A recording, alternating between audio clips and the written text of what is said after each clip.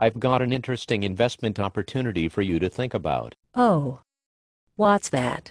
Well, the next time you get some nickels as part of your change, don't respend them. They may look like 5-cent pieces, but that's not what they are worth.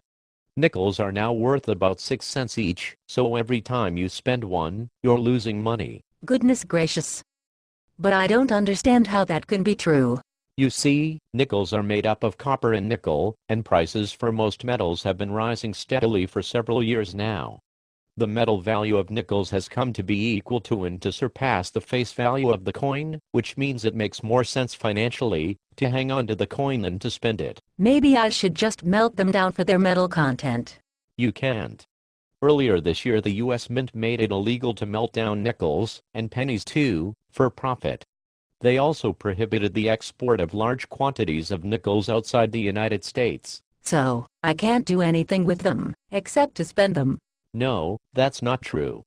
It's an opportunity for you. Given the rising price of copper and other metals, it's unlikely that the value of nickels will ever fall to its old levels. But the mint doesn't want to have to keep striking new nickels and lose money in the process.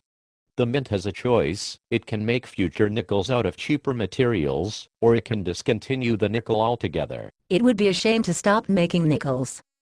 But I don't see how that make them an opportunity for me. If the mint decides to make nickels with cheaper metals, then non-copper coinage will quickly replace the older nickels, because people will start to withhold the more valuable copper coins from circulation. Given a choice, would you rather spend on a nickel made of plastic or of copper? A plastic one, I guess. So would most other people. Since they would rather spend on a cheaper coin instead of a more valuable copper coin, older nickels would disappear from circulation and eventually become a rarity. How do you know that? Because it's happened before. Do you remember what dimes, quarters, and half dollars were made of before 1964? That was little before my time. They used to be made of 90% silver. However, the rising price of silver forced the mint to change the metal composition of those coins because it was too expensive to make them. Now it is almost impossible to find silver coinage in circulation because it doesn't make sense to spend a coin that is worth more than its face value. A 1960 dime will still buy 10 cents, but its metal content value is now more than $2. Dear me. So you think something similar might happen to nickels? But what if copper prices fall? I don't want to be stuck with a bunch of nickels. If copper prices fall substantially, you will be protected by the face value of the nickels in your possession.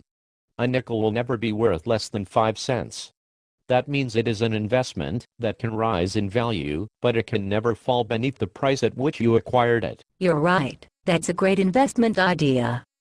But what about the mint? They won't let me melt down nickels or export them. Only for now. The mint had the same prohibitions in the 1960s regarding dimes and other silver coins, but after they disappeared from circulation, the prohibitions were lifted. Now people can buy, sell, melt, import, or export silver coins as much as they want. And how am I going to get a lot of nickels? They are probably hard to accumulate. Not really. Just ask cashiers for nickels as part of your change, and make a point of asking for $10 or $20 in nickels when you do business in the bank. After a year or two, you might have saved several $100s in nickels. I guess I could do that. As an investment, nickels are a unique opportunity. They offer a virtually risk-free investment with unlimited upside, but which will never be worth less than their face value. These days, the nickel isn't just a coin. It's an opportunity.